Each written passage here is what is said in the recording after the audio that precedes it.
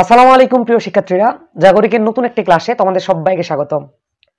শিক্ষার্থীরা, আজকে আমি তোমাদের সাথে আলোচনা করব তোমাদের এইচএসসি 2024 মানে 25 সালে যারা পরীক্ষা দিবা তাদের রসায়ন প্রথম পত্রের সাজেশন নিয়ে।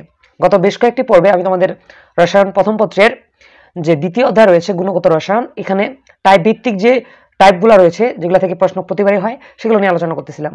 তো তার ধারাবাহিকতায় আজকে আমি তোমাদের সাথে আলোচনা করব তোমাদের টাইপ 3 এবং টাইপ 4। টাইপ 3 হচ্ছে দ্রাব্যতা ও দ্রাব্যতার গুণফল, এবং টাইপ 4 হচ্ছে অদক্ষে পড়বে কিনা। তো এই যে দুইটা টাইপ থেকে যে সৃজনশীলটা তোমাদের হবে সেটি নিয়ে আজকে আলোচনা করব। তো দেখো, এইখানে এই টাইপগুলো থেকে যেভাবে সৃজনশীল হয় মূলত এরকম একটা উদ্দীপক থাকে, দুটি পাত্র দেওয়া থাকে এবং এরকম তথ্য অনেকগুলো দেওয়া আছে, ঘনমাত্রা দেওয়া আছে, তারপরে হচ্ছে আপনার আয়তন দেওয়া আছে, অনেকগুলো জিনিস দেওয়া রয়েছে। এবং আমাদের যে প্রশ্নগুলো করা হয় মূলত দেখো, গ নম্বর রয়েছে পাত্র একে দ্রবণটি সম্পৃক্ত হলে M2 M3 এর দ্রাব্যতা গুণফল হিসাব করো, অর্থাৎ দ্রাব্যতা গুণফল হিসাব করতে বলা হয়েছে। ঘ নম্বর হচ্ছে যে 2 নং পাত্রের বিদ্যমান দ্রবণের ঘনমাত্রা কমপক্ষে কত হলে 1 নং এবং 2 নং পাত্রের দ্রবণদ্বয় একত্রে মিশ্রিত করলে M3 এর অদক্ষেপ পড়বে। এই যে দেখো, একটা আসছে অদক্ষেপ থেকে, আরেকটা আসছে দ্রাব্যতা গুণফল থেকে। তো দেখো, গ নম্বরে কি কি আসতে পারে, ঘ নম্বরে কি কি আসতে পারে একটু যদি আমরা সামারি করি তাহলে দেখো যে আমাদের গ হয়ে এই জিনিসগুলো আসতে পারে। 1 নম্বর হচ্ছে দ্রাব্যতার গুণফল, তারপর হচ্ছে দ্রাব্যতা নির্ণয় করা, তারপর হচ্ছে আয়নিক গুণফল, তারপর হচ্ছে ঘনমাত্রা নির্ণয়, তারপর হচ্ছে অদক্ষেপ পড়বে কিনা। এই 4 ধরনের অঙ্ক মূলত আমাদের এই যে টাইপ 2 মানে টাইপ 3 এবং টাইপ 4 যে রয়েছে দ্রাব্যতা এবং দ্রাব্যতার গুণফল এবং অদক্ষেপ, এই পার্টটিতে আসতে পারে। তো চলো আমরা দেখে নিই। দেখো, এই প্রশ্নটি দেওয়া আছে প্রথম পাত্রে, দেখো 50 ml এবং 3.0 × 10³ মোলার M2NO3 দ্রবণ এবং আপনার 60 ml দেওয়া আছে PQ2 দ্রবণ, দুইটি দ্রবণ দেওয়া রয়েছে, এবং MQ3 দ্রবণের দ্রাব্যতা গুণফল দেওয়া আছে 4.5 × 10⁻8। এবং গ নম্বর বলা হয়েছে পাত্র একে দ্রবণটি সম্পৃক্ত হলে M2 M3 দ্রবণের ঘনমাত্রা হিসাব করো। 2 নম্বর হচ্ছে পাত্র 2 নং পাত্রের বিদ্যমান দ্রবণের ঘনমাত্রা কমপক্ষে কত হলে, অর্থাৎ এখানে দ্রাব্যতা পরিমাণ মানে ঘনমাত্রা পরিমাণ বের করতে বলছে, 1 নং এবং 2 নং পাত্রের দ্রবণদ্বয় একত্রে মিশ্রিত করলে MQ এর অদক্ষেপ পড়বে। তো চলো আমরা এগুলোর উত্তর দেখে নিই।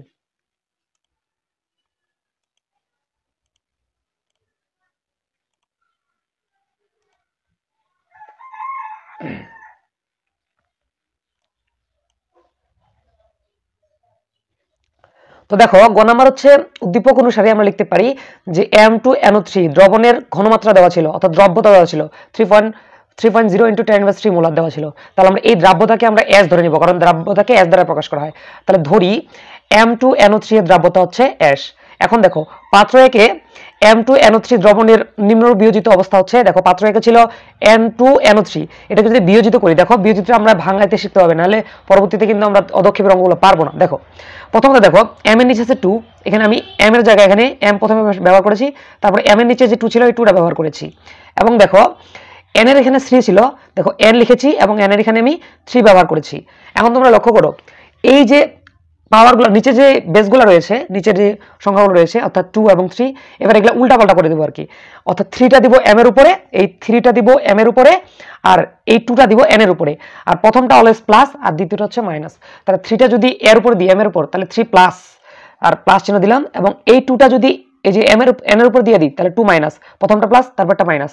তারপরে আমরা দেখো যে প্রাথমিক অবস্থায় আমরা এখানে মোলটা ধরে নিব অ্যাশ মোল, মানে এর ঘনমাত্রা বা দ্রাব্যতা হচ্ছে অ্যাশ মোল। তাহলে এখানেও হবে অ্যাশ, এখানেও হবে অ্যাশ। যেহেতু এখানে 2 আছে এখানে 2 ব্যবহার করলাম, যেহেতু এখানে 3 আছে এখানে 3 ব্যবহার করেছি।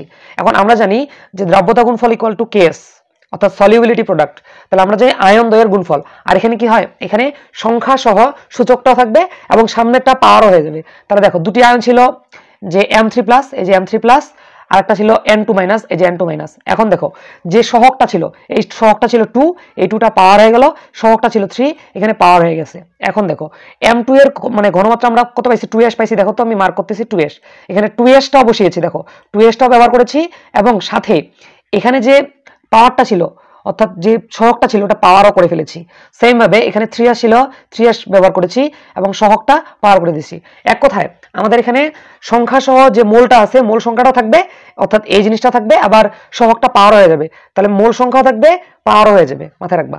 তাহলে দেখো এই স্কয়ারটা 2 এর উপর পড়লে 4 হয়ে যাবে, অ্যাশ এর উপর পড়লে অ্যাশ স্কয়ার হয়ে যাবে, ইনটু ছিল ইনটু রাখলাম।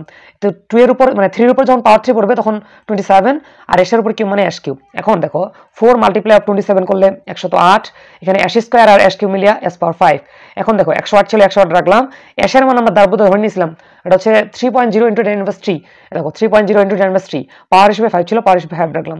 তো আমরা যদি এটা গোটায় ক্যালকুলেটরে বসিয়ে দিই, এটা আসবে 2.624 ইনটু 10 ইনভার্স 11।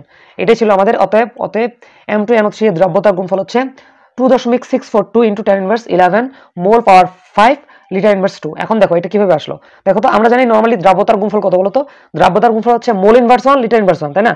তো পাওয়ার 5 যখন পড়বে তখন কি হবে, 1 মানে মোল পাওয়ার 5 হবে এবং লিটার ইনভার্স 5 হবে। কথা বুঝছো? আচ্ছা, আশা করি বুঝতে পেরেছো। চলো আমরা ঘ নাম্বার প্রশ্নটি দেখে নিই। দেখো ঘ নাম্বার প্রশ্নে বলা হয়েছিল যে MQ3 অদক্ষেপ পড়বে কিনা, এটা আমাদের জিজ্ঞাসা করা হয়েছিল। তাহলে দেখো যে মানে কে মানে অদক্ষেপ পড়বে বা কে পড়বে না, এটা ডিপেন্ড করবে কার কেএসপি দেওয়া আছে। যার কেএসপি দেওয়া আছে তার কেআইপি আমরা বের করব, অর্থাৎ যার সলিবিলিটি প্রোডাক্ট দেওয়া আছে তার আমরা আয়নিক প্রোডাক্ট বের করব। তোমাদের ঘ নম্বর প্রশ্ন বলা হয়েছিল MQ3 এর অদক্ষেপ পড়বে কিনা, তা আমাদের বের করতে বলা হয়েছিল। দেখো অদক্ষেপ পড়বে কিনা এটা ডিপেন্ড করবে যে কার কেএসপি দেওয়া আছে। এক কথায় যে মানে যে যৌগটির কেএসপি দেওয়া আছে অর্থাৎ সলিবিলিটি প্রোডাক্ট দেওয়া আছে তার আমরা আয়নিক প্রোডাক্ট বের করব। যদি আমরা আয়নিক প্রোডাক্টটা বের করি আর যদি আয়নিক প্রোডাক্টটা বেশি হয় তাহলে সলিবিলিটি প্রোডাক্টটা যদি কম হয় তাহলে অদক্ষেপ পড়বে, আদারওয়াইজ অদক্ষেপ পড়বে না। তাহলে দেখো তো আমাদের MQ3 এর উদ্দীপকে তোমরা যদি লক্ষ্য করো যে আমাদের যে MQ3 ছিল, MQ3 এর কি দেওয়া আছে, যৌগের দ্রাব্যতার গুণফল অর্থাৎ কেএসপি দেওয়া আছে। তাহলে আমরা এই যৌগটার MQ3 এর আয়নিক প্রোডাক্ট বের করব অর্থাৎ কেআইপি বের করব। ইভেন দেখবো যে কেআইপি বড় কিনা, যদি কেআইপি বড় হয় তাহলে অদক্ষেপ পড়বে। দেখো এর সমাধান আমি করব যে MQ3 অদক্ষেপ পড়ার জন্য পর্যাপ্ত কি লাগবে, দুটি আয়ন লাগবে না। দেখো তো একটা M আয়ন, একটা হচ্ছে কিউ আয়ন, তাহলে হচ্ছে একটা M3+ আয়ন আর একটা হচ্ছে কিউ মাইনাস আয়ন প্রয়োজন। তাহলে এখন দেখো প্রথম পাত্রের M2Q মানে M3 দ্রবণ থেকে MQ M3 এর বিয়োজন যদি আমরা করি তাহলে এটা পাবো। দেখো যে প্রথমে যেগুলো ছিল যেগুলো রাখলাম, এখন আমি তোমাদের কি বললাম যে এখানে M ছিল, এখানে M ব্যবহার করেছি।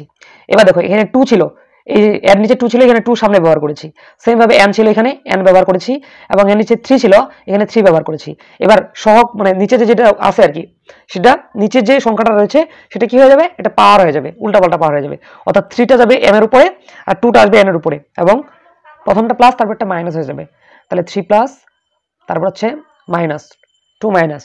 এখন দেখো M2 NO3 এর দ্রাব্যতার গুণফল হচ্ছে 3 × 10⁻³ m, এত দেওয়া রয়েছে। তাহলে M+3 আয়নের ঘনমাত্রা হবে কত, M+3 = 2 ইনটু, কারণ এখানে দেখো এখানে আয়ন কয়টা আছে বলেন তো, এখানে M3 আয়ন আছে 2টা, এজন্য আমি 2 দ্বারা গুণ করে দিলাম। অর্থাৎ একটা আয়নের হচ্ছে 3 অর্থাৎ 3 × 10⁻³ মোল, কিন্তু যেহেতু 2টা আছে এজন্য 2 গুণ করে দিলাম। তাহলে এটা যদি আমরা ক্যালকুলেশন করি তাহলে আমি কলটা আসবে 3 × 6 M⁻³ মোল। আবার 1 এবং 2 নং পাত্রের দ্রবণে মিশ্রিত করলে পরিবর্তিত যে আয়তন পাবো, অর্থাৎ মোট আয়তনটা, টোটাল আয়তনটা, প্রথম পাত্রে ছিল 50 ml, তারপরে ছিল 60 ml, যোগ করলে পাবো 110 ml। এখন আমরা প্রত্যেকটা আয়নের স্পেসিফিক ভাবে ঘনমাত্রাগুলো বের করব। তাহলে প্রথমত মিশ্রণের M3+ আয়নের ঘনমাত্রা বের করি। তাহলে এখানে প্রথম পাত্রের ঘনমাত্রা মানে M3+ আয়ন, তাহলে ঘনমাত্রা S1 নাম দিলাম, এটা হচ্ছে 6 × 10⁻³ মোলার। আয়তন হচ্ছে V1 50 ml, মানে প্রথম পাত্রের কথা বলতেছি আর কি। এবার মিশ্রণের মোট আয়তন মানে টোটাল আয়তন, এটা হচ্ছে 110। তাহলে আমরা S2 = হোয়াট, তাহলে আমরা জানি S2 × V2 = S1 × V1। তাহলে আমরা যদি S2 কে রেখে দিই তাহলে S1 V1 / V2 হবে। তাহলে এখন দেখো S1 এর জায়গায় S1 এর মান, n এর জায়গায় n এর মানে, V1 এর জায়গায় V1 মান এবং V2 এর জায়গায় V2 এর মান, যদি ক্যালকুলেট করো এটা হবে 2.72 × 10⁻³ মোল। এটা হচ্ছে আমাদের কি, এটা হচ্ছে M3+ আয়নের ঘনমাত্রা। তো সেম ভাবে আমরা এখন কি করব, দেখো তো আমরা লিখব যে আবার দ্বিতীয় পাত্রকে যদি আমরা বিয়োজিত করি, অর্থাৎ PQ2 দ্রবণকে PQ2 যদি বিয়োজিত করি তাহলে দেখো এটাকে বিয়োজিত করলে আমরা P+2 এবং 2Q মাইনাস পাবো। তো আমরা ধরে নেব এখানে, তো PQ এর দ্রাব্যতা আমরা x ধরে নিলাম, কারণ আমরা x এর ভ্যালুটাই বের করবো আর কি। তাহলে দেখো তো এখানে x কয়টা রয়েছে বলেন তো, এখানে x রয়েছে কয়টা, Q1 এর ঘনমাত্রা হচ্ছে x যদি ধরি তাহলে 2x রাখলাম।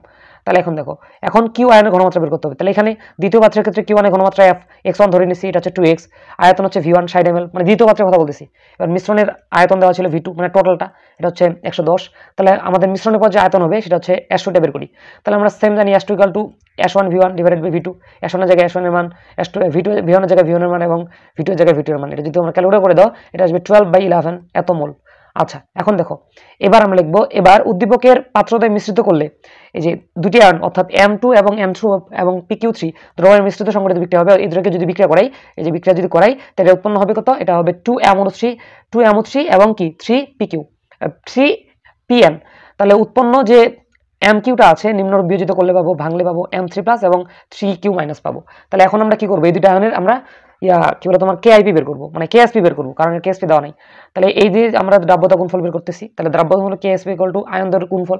তাহলে প্রথম আয়নটা হচ্ছে M3 প্লাস, তারপর হচ্ছে Q মাইনাস। এখন আমরা জানি যে পাওয়ারগুলো কি হয়ে যায়, সহগগুলো পাওয়ার হয়ে যায়। তাহলে এখানে সহগ ছিল 1, মনে মনে এখানে মনে করো 1টা আছে, এখানে 3, তাহলে 3 পাওয়ার হয়ে গেল। তাহলে দেখো KSP এর ভ্যালু দেওয়া ছিল রাখলাম, এখানে MQ এর ঘনমাত্রা দেওয়া ছিল রাখলাম, তারপরে এখানে দেখো Q1 এর ঘনমাত্রা ছিল যেটা বের করছি এটা রাখলাম, পাওয়ার হিসেবে কিউব ছিল কিউব রাখলাম। তো এখান থেকে মূলত আমাদের কি লাগবে, x এর মানে কিউবটা লাগবে। তো আমরা যদি এখান থেকে x কিউবের পরিমাণটা রাখে দিই, এগুলো সবগুলো পার করে দিই, তাহলে এটা হচ্ছে 4.5 * 10 ইনভার্স 8 মাল্টিপ্লাই অফ কত 11 পাওয়ার কিউব, আর হচ্ছে 2.72 * 10 ইনভার্স 3। আবার এই দেখো এই কিউবটা যখন 2 এর উপর পড়ে তখন 12 পাওয়ার কিউব হবে। এটা যদি গোটা ক্যালকুলেটর বসিয়ে দাও এবং এটা যদি ঘনমূল করো তোমরা, তাহলে এটা আসবে x = 0.023 মিটার। এটা তোমরা ক্যালকুলেটরে বসিয়ে দিলে পারবা, আশা করি তোমরা এই জিনিসগুলো পারো, ঠিক আছে। তাহলে দেখো সুতরাং আমরা বলতে পারি পাত্র 2 এবং পাত্র যে 1 ছিল এর দ্রবণীয় ঘনমাত্রা 0.02 m হলেই কি হবে, মিশ্রণে MQ3 এর ঘনমাত্রা বা অধক্ষেপ পড়বে। আশা করি তোমরা বুঝতে পেরেছো। তো এই ছিল আমাদের আজকের এই আলোচনা।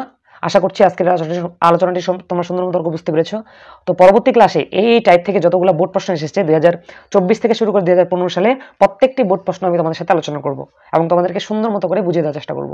তো পরবর্তী ক্লাসে আমন্ত্রণ জানিয়ে আজকের ক্লাসটি আমি এখানে শেষ করছি। দেখা হবে অন্য কোনো ক্লাসে। আসসালামু আলাইকুম।